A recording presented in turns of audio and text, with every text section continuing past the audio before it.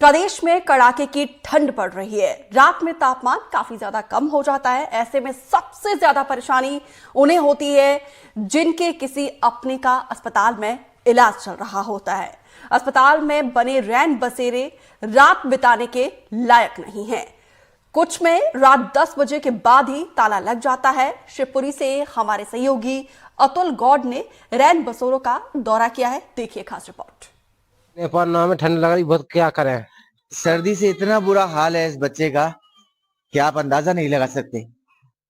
हम खुद भी असहाय हैं और इसके लिए फिलहाल तो कुछ नहीं कर सकते, लेकिन ये जो बच्चा है कहीं ना कहीं इसे सर्दी सता रही है। अच्छा भरत सिंह जी, जो मरीजों के साथ अटेंडर आते हैं, जैसे आप आए हैं, हाँ। तो कोई रुकने करने का इंतजाम जिला चिकित्सालय? वैसे कोई नहीं है, वैसे कहीं गैलरी वगैरह में सो जाते हैं तो अपना दिन काट लेते हैं रात वगैरह। तो अटेंडरों को व्यवस्था नहीं है कहीं रुकने की? अटेंडर के लिए तो नहीं है, खैर मरीजों को है बस। मरीजों के लिए है। तो आप इस तरह से रात निकाल लेंगे पूरी? अब निकालनी पड़ी, मजबूरी है। 3 बज गए और बज जाएंगे। हमारी घरवाली का पेट दर्द कर रहा था इसलिए आए थे। अब क्या जल्दी जल्दी कपड़ा भी लाने के लिए 1-2 कपड़े लाए थे तो उनकी दिए मरीज की। अस्पताल में आना किसी का शौक नहीं है, सिर्फ उसे मजबूरी अस्पताल तक पहुंचाती है। लेकिन अस्पताल में अगर ये दृश्य आपको दिखाई दें तो कहीं ना कहीं परेशान जरूर करेंगे। फर्श ठंडे ठंडे हैं, बिछाने को थोड़ी थोड़ी चादरें हैं और ओढ़ने के लिए, ठंड बचाने के लिए सिर्फ कंबल है। आप रात के 3 बज रहे हैं, किसी की आंखों में नींद नहीं देखेंगे, बस देखेंगे तो बेचैनी, क्योंकि मजबूरी है, क्या करें। सफर करके आए हैं, मरीज को भर्ती किया है, ये सारे के सारे अटेंडर्स हैं और यहाँ जितनी हुई आप आंखें आपको दिखाई दे रही हैं, जागती हुई आंखें दिखाई दे रही। रात के 3 से भी ज्यादा बज गए, लेकिन यहाँ मरीजों को जिस तरह की व्यवस्थाएं वो हैं वो तो अपनी जगह हैं, लेकिन अटेंडरों के लिए, जो मरीज के साथ आते हैं, उनके लिए जिला चिकित्सालय में इस कड़कड़ाके की सर्दी में कोई खास इंतजाम नहीं है।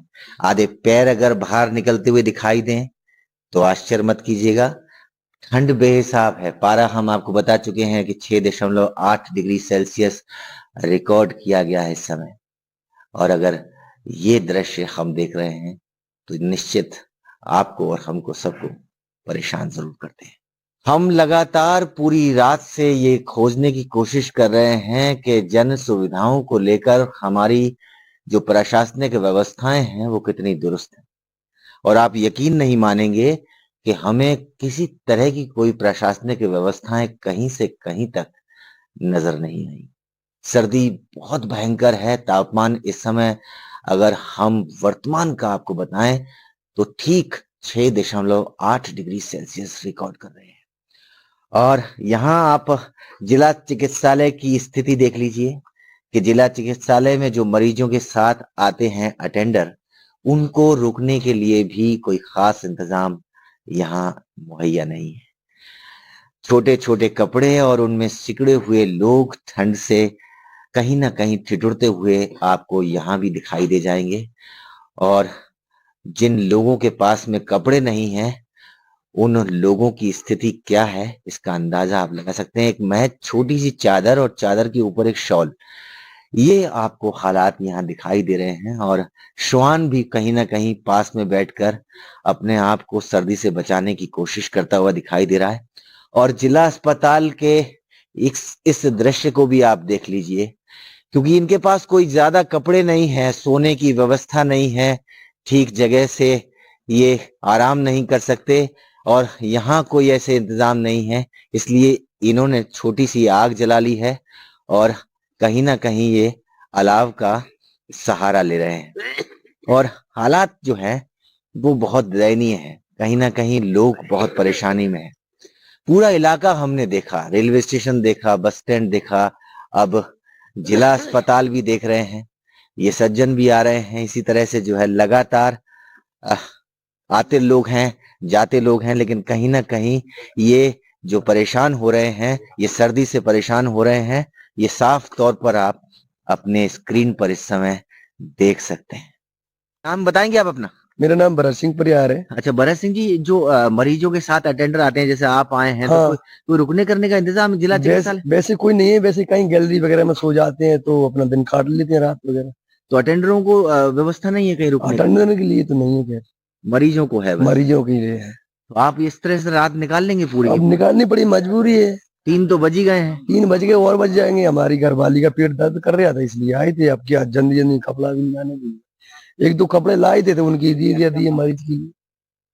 मरीज को दे दिया। मरीज की दे दिया। अब कब उनको जरूरी है, सर्दी का टाइम है, ठंड से और भी दर्द वगैरह बढ़ जाता तो समस्या खड़ी हो जाएगी। तो आप सर्दी में बाहर इंतजार कर रहे हैं जी। और अपने कपड़े आपने उनको दे दिए? दे दिए। कुछ एक साथ सोल सब मेरे पास है जी, नोड़ा इसी शॉल से ठंड बचा रहे हैं कि कुछ बचा रहे हैं। बच रही है? बच रही है। अब क्या करें, जिंदगी संघर्ष करना ही काम है, अब क्या करें। अब देखिए आपके शीतलहर का जबरदस्त प्रकोप है। चारों तरफ से खुला हुआ एरिया है। हालांकि रेलवे स्टेशन है, लेकिन हवाएं बहुत तेजी के साथ आ रही हैं। और एक छोटा सा कंबल है, वो भी पतला सा, उसी को बिछाया हुआ है, उसी को ओढ़ा हुआ है। और इसमें किस तरह से सर्दी ये बचा पा रहे होंगे, इसका अंदाज़ा लगाना मुश्किल है। लेकिन ये दृश्य हम देख रहे हैं और कुछ इसी तरह के हालात कि खुद को पोटली सा बना करके एकदम सिकुड़ कर सोने जैसी स्थिति है, क्योंकि उतना संसाधन नहीं है, कोई रुकने की व्यवस्था नहीं है, कोई अलाव की व्यवस्था नहीं है, किसी तरह की कोई सुरक्षा के इंतज़ाम नहीं है। और ये चारों तरफ हम जो हालात देख रहे हैं वो यही है। और सर्दी की ये रात कितनी लंबी होगी इन यात्रियों के लिए, इसका अंदाज़ा आसानी से लगाया जा सकता है। तो अगर हम अंदर रेलवे स्टेशन से जाकर देखते हैं तो वहाँ भी स्थिति कुछ ऐसी ही है। और अगर बाहर का दृश्य अगर हम आपको दिखाएं तो यहाँ भी यात्री मौजूद हैं। कुछ लकड़ियाँ इकट्ठी कर ली हैं, अलाव जला लिया है और यही अलाव जो है कहीं ना कहीं इनका सहारा है, क्योंकि रात काटनी है और ट्रेन का भी इंतज़ार बाकी है। आपसे नाम पूछेंगे आपका? मगन हो जा। पवन जी, कहाँ जा रहे हैं आप? गिरिराज जी। तो ट्रेन नहीं है अभी आपकी? अभी नहीं आई। और यहाँ रुकने करने का कोई इंतज़ाम? कोई नहीं है। तो कितने बजे ट्रेन आएगी? ट्रेन आएगी 3 बजे। 3 बजे? 3 बजे। अभी तो 1-1:15 बजा है और आप जो है यहाँ 3 बजे तक काँप रहे हैं आग से। उसी का सहारा है और कोई संसाधन नहीं है। तो आपने देखा कि किसी तरह का कोई संसाधन यहाँ मौजूद नहीं है। मैं अपने कैमरा साथी से कहूँगा कि ये दिखाएं कि किस तरह से लोग रात में अपनी ठंड को दूर करने के लिए अलाव का सहारा लेकर रात काटने को मजबूर हैं। ये रेलवे स्टेशन है, ये यात्री हैं और ये इनके पास एकमात्र सहारा है अलाव। अंदर तो वो भी नहीं है कि उनको किसी तरह और सुविधा दी जा सके या मिल सके या उनकी रात चैन से कट जाए। हमने लोगों को इस कड़कड़ाती ठंड में ठिठुरते देखा है, सिकुड़ते देखा है और थोड़े से कपड़ों में खुद को समेटते देखा है। ट्रेन की आवाज आ रही है, मतलब 2 बजने को हैं और रेलवे स्टेशन के हालात तो आपने देख लिए कि किस तरह से यात्री सिकुड़ रहे हैं, ठिठुर रहे हैं, लेकिन उनकी परेशानी, उनकी सुध लेने वाला कोई नहीं। और अगर हम इस रेल सुरक्षा बल के थाने की बात करें तो अंदर से दरवाजा बंद है और बाहर पूरी तरह से सन्नाटा है। ऐसे में अगर यात्री परेशान हैं तो हम अंदाजा लगा सकते हैं कि उनके परेशानी की मुख्य वजह क्या है। रेलवे स्टेशन के बाद अब हम पहुंचे हैं शिवपुरी के बस स्टैंड पर। मैं अपने कैमरा साथी नितिन से कहूंगा कि वो दिखाएं आपको कि बस स्टैंड पर किस तरह से बसों का डेरा है और कई सारे यात्री हैं जो इन बसों से सुबह अपनी यात्रा करेंगे। लेकिन हम पहले आपको ये भी दिखा देते हैं कि मौसम में कितनी नमी है और आप इसका अंदाजा इस बात से लगा सकते हैं कि इस बस से लगातार पानी का रिसाव हो रहा है। और ये रिसाव क्यों हो रहा है? क्योंकि ऊपर आसमान में ओस की जो है बरसात हो रही है, धीरे धीरे ओस गिर रही है और इसी वजह से यहाँ ठंड बेहद ज्यादा है। आज के अगर हम तापमान की बात करें तो काफी नीचे तापमान रिकॉर्ड किया जा रहा है और आप ये बस पर लगातार ओस की बूंदों से बने हुए निशान स्क्रीन पर देख पा रहे होंगे। ये जो हालात हैं, इन हालातों को समझने के लिए हम आगे चलते हैं और आपको समझाते हैं कि बस स्टैंड के अंदर के हालात क्या हैं। क्या यहाँ कोई अलाव आपको जलता हुआ दिखाई दे रहा है, या आपको किसी तरह की कोई प्रशासनिक सुविधाएं दिखाई दे रही हैं? तो ये जो है बस स्टैंड शिवपुरी का प्रतीक्षालय है, लेकिन यहाँ पर किसी तरह की कोई व्यवस्था आपको दिखाई नहीं दे रही। अगर आपको दिखाई दे रहे हैं तो वैसे ही लोग सर्दी में ठिठुरते हुए जो रेलवे स्टेशन पर कहीं ना कहीं दिखाई दे रहे थे, और उन्हीं सारे यात्रियों का यहाँ जमावड़ा है। किसी तरह की कोई बंदोबस्त नगर पालिका प्रशासन की तरफ से किए गए हों, ऐसा यहाँ दिखाई नहीं देता है। आप देखिए, इंसानों के बीच में कहीं ना कहीं जानवर भी परेशान हैं, और ठंड उन्हें भी परेशान और सता रही है। ऐसे में वो भी इंसानों के बीच में कहीं ना कहीं सहारा लिए हुए हैं। और आप ये भी देखिए कि कहीं ना कहीं ये त्रिपाल को बिछा करके, ये जो प्लास्टिक का त्रिपाल है, इस त्रिपाल को बिछा करके ये जो यात्री हैं ये यहाँ सोए हुए हैं। अब ये जो यात्री प्रतीक्षालय है, इसकी दशा पहले आप देख लीजिए। चारों तरफ पहले तो साफ सफाई भी ना के बराबर है, गंदगी का जमावड़ा है, और लोग जो हैं वो जमीन पर प्लास्टिक की चादरें बिछा करके सोए हुए हैं। जैसे तैसे अपने आसपास से उन्होंने जो कंबल शॉल वगैरह इकट्ठी की थी, उनको लेकर के सर्दी की इस रात को काट रहे हैं। सोया हुआ कोई नहीं है, 3 बजे से ज्यादा बज रहे हैं।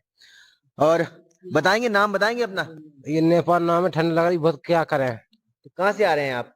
हम यहाँ आ रहे थे खनियाधाने से। खनियादाने से आ रहे हैं। कहाँ जाएंगे? अब जाएं क्यों, काम करे भी। तो ये ठंड की रात में आपको नींद नहीं आ रही है? नहीं आ रही नींद। क्यों नहीं आ रही है? ठंड पड़ रही ज्यादा। ठंड ज्यादा है। तो आप समझ सकते हैं कि कहीं ना कहीं किस तरह से लोगों को ठंड बेहाल की हुई है। और यात्री प्रतीक्षालय को देखिए, सामने से पूरा खुला हुआ है, ना कोई खिड़की है ना कोई दरवाजा है, और पूरी तरह से बेहाल खस्ता हाल में ये यात्री प्रतीक्षालय है शिवपुरी बस स्टैंड का, जहां यात्री कहीं ना कहीं परेशान हो रहे हैं। और एक कंबल में, मतलब आप जिस तरफ निगाह दौड़ाएंगे उस तरफ आदमी हैं, लेकिन सारे के सारे आदमियों की जो इंसान इन कंबलों के अंदर सर्दी की रात काटने की कोशिश कर रहे हैं, उनको कहीं ना कहीं आप हिलते डुलते महसूस करेंगे, क्योंकि सर्दी है और सर्दी में अब किया तो क्या किया जाए। ऐसे में सामने आप देखिए कि सर्दी ज्यादा लग रही है, तो उन्होंने कुछ आसपास का जो कचरा पड़ा हुआ था उस कचरे को लेकर के आग जलाना शुरू कर दिया, और आग से बचने के उपाय ढूंढ रहे हैं सर्दी से। अब ये जो है वो कहीं ना कहीं आप देख सकते हैं, ये छोटा सा बच्चा है, एक तरफ सोया हुआ है, एक बच्चा गोदी में है, माँ का हाल बेहाल है, सर्दी सता रही है, और चारों तरफ से आप देख सकते हैं कहीं भी आपको ये जो दृश्य हैं वो जो दिखाई दे रहे हैं, निश्चित तौर पर परेशान जरूर करेंगे। बहरहाल हम आपको आज शिवपुरी की सबसे सर्द रात से रूबरू करा रहे हैं, और इस सर्द रात का ये सितम जो इन गरीब लोगों पर पड़ रहा है, और कहीं से कहीं तक आपको नगर प्रशासन की कोई व्यवस्थाएं नजर नहीं आती, ये अपने आप में हैरान कर देने वाली बात है। अब आप देख सकते हैं कि एक महिला है, और महिला के साथ 2 छोटे छोटे बच्चे हैं। एक तो सर्दी से इतना बुरा हाल है इस बच्चे का कि आप अंदाजा नहीं लगा सकते। हम खुद भी असहाय हैं और इसके लिए फिलहाल तो कुछ नहीं कर सकते, लेकिन ये जो बच्चा है कहीं ना कहीं इसे सर्दी सता रही है, और हम इसकी माँ से पूछेंगे, बच्चा सर्दी की वजह से रो रहा है, तो बात करना नहीं चाहती हैं, लेकिन आप लगातार बच्चे की किलकारी सुन पा रहे होंगे। और एक दूसरा बच्चा है, वो भी नहीं सो पा रहा है, और अंदाजा ये लगा सकते हैं इन तस्वीरों का कि किस तरह के हालात होंगे। रात के 3 बजने को आए हैं, लेकिन एक माँ, उसके पास 2 बच्चे, और ओढ़ने बिछाने के लिए सिर्फ थोड़े से संसाधन। ये हालात अगर हैं तो कहीं ना कहीं किसी ना किसी तरह की ये परेशानी साफ तौर पर महसूस की जा सकती है। अब हमारी टीम का अगला पड़ाव जो है वो शिवपुरी का रैन बसेरा है, और रैन बसेरा को आप देख सकते हैं कि ठहरने की निशुल्क व्यवस्था रैन बसेरा इसे चलाती है नगर पालिका। अब अगर इसका जायजा लेकर देखें तो हमें अंदर जाने पर पता लगेगा कि यहाँ इस ठंड से बचने के लिए लोग जो आते हैं आश्रय लेने के लिए, उनके लिए क्या इंतजाम है। ये रैन बसेरा का मैनेजर रूम है। यहाँ ठंड से बचने के लिए आप एक प्राइवेट अलाव देख रहे हैं जो लगातार इस कमरे को गर्मी दे रहा है। चारों तरफ निगरानी रखने के लिए सीसीटीवी कैमरा की स्क्रीन है। वो पूरी तरह से इन्हें बता रही है कि कहाँ क्या हो रहा है और किस तरह की कोई हलचल। मनोरंजन करने के लिए टीवी लगी है और सोने के लिए, आराम करने के लिए पलंग है। काफी साफ सुथरा है और बढ़िया रजाई के साथ कंबल, सारी चीजें हैं, सब व्यवस्था है। जब हम यहाँ पहुंचे तो उन्होंने ऊपर से ही कह दिया कि खाली नहीं है, जगह नहीं है रैन बसेरा में, आप रुक नहीं सकते, रात का बहुत ज्यादा समय हो गया और ऐसे में कहीं भी आपको हम नहीं रुकवा सकते। क्या नाम है आपका? मेरा नाम हफीज खान। हफीज खान जी। मैनेजर हैं आप रैन बसेरा के? नहीं, चौकीदार हूँ मैं। चौकीदार जी। तो आप चौकीदार हैं। जी। आप कितने रैन बसेरा में कमरे हैं? तकरीबन होंगे, कमरे तो खैर नहीं है, हॉल में व्यवस्था देती है, पर रैन बसेरों में जो है हॉल में रुका जाता है। जो कितने हॉल हैं? इसमें 3 हॉल है। 3 हॉल है। जी। कितने लोग इस समय ठहरे हुए हैं? इस समय मेरे पास 4 लोग रुके हुए हैं। 4 लोग। जी। रुकने की कितनी व्यवस्था है? इसमें कम से कम मेरे पास रुकने को तो मैंने 70 आदमी तक रुके हैं। 70 आदमी को रुकाने की व्यवस्था है, लेकिन रैन बसेरा के दरवाजे बंद हैं। रेलवे स्टेशन से लेकर के बस स्टैंड तक के यात्री को किस हालत में हमने आपको दिखाया, उसका अंदाजा आप लगा सकते हैं। ये जो है कहीं ना कहीं गहरी व्यवस्थाएं हैं जिन्हें दुरुस्त करने की सख्त दरकार है। अब देखिए, रैन बसेरा में हम हैं, रात का काफी गहरा वक्त है, तापमान बहुत नीचे गिरा हुआ है, रुकने की बहुत सारी व्यवस्था है, लेकिन नीचे ताला समय से लगा दिया जाता है ताकि ज्यादा लोग ना आ सकें। कहने को रैन बसेरा है, निशुल्क व्यवस्था है, लेकिन यहाँ कुल 4 लोग सो रहे हैं और बाहर लोग सर्दी में ठिठुरते हुए आपको कहीं ना कहीं नजर आ रहे हैं, जो किसी तरह से सड़कों पर सिकुड़ते हुए पड़े हुए हैं, तो कहीं बस स्टैंड के किनारे पर अपनी रात गुजार रहे हैं, सिकुड़ रहे हैं, ठिठुर रहे हैं। छोटे छोटे बच्चों को भी हमने कहीं ना कहीं सर्दी से किलपते हुए आपको दिखाया।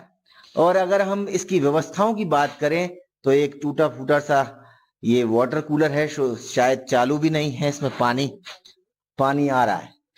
और बाकी जो रैन बसेरे की व्यवस्थाएं हैं उसका अंदाजा आप इसकी शक्ल सूरत लगा करके कहीं ना कहीं देखकर अंदाजा लगा सकते हैं कि ज्यादा कुछ इस रैन बसेरा में आपको दिखाई नहीं देता। हालांकि ये रैन बसेरा 100 से ज्यादा लोगों को रुकाने की कैपेसिटी रखता है और अगर यहाँ मौजूद लोगों की बात करें तो 4 लोग हैं, ताला लगा दिया गया और लोगों को कह दिया गया खाली नहीं है, भरा हुआ है, इसमें आप नहीं रुक सकते। सड़क के किनारे लोग पड़े हुए दिखाई दे रहे हैं और ठिठुरते हुए दिखाई दे रहे हैं। बच्चों की किलकारियां आपको हम सुनवा रहे हैं। बावजूद इसके अगर इस रैन बसेरा की बात की जाए तो यहाँ के चौकीदार ने दरवाजा खोलने से पहले ही ऊपर से मना कर दिया कि इसमें जगह खाली नहीं है। जब हमने बताया कि हम पत्रकार हैं, रिपोर्टिंग करने आए हैं, बड़ी मुश्किल से दरवाजा खोला, अंदर आकर देखा तो 100 लोगों की कैपेसिटी वाले इस रैन बसेरा में सिर्फ 4 लोग बिस्तर पर सोते हुए नजर आए, जबकि मैनेजर के कमरे में सारी की सारी व्यवस्थाएं चाक चौबंद थी। अच्छा, यहां आकर के हमें एक नई बात और मालूम चली। मालूम ये चला कि जो नगर पालिका के अध्यक्ष हैं उनका स्टाफ है जो परिवार के साथ में परमानेंट यहाँ पर रैन बसेरा में रहता है। क्यों भाई, ये सही है? नाम बता दीजिए दोबारा से आपका। मेरा नाम हफीज खान है। आप चौकीदार हैं रैन बसेरा के? आज पिछले मुझे 12 साल हो गए। 12 साल। जी। तो ये जो परिवार आपका रह रहा है, जी, जी। ये परमानेंट रहता है या? हाँ, तकरीबन 3-4 महीने से तो बराबर है।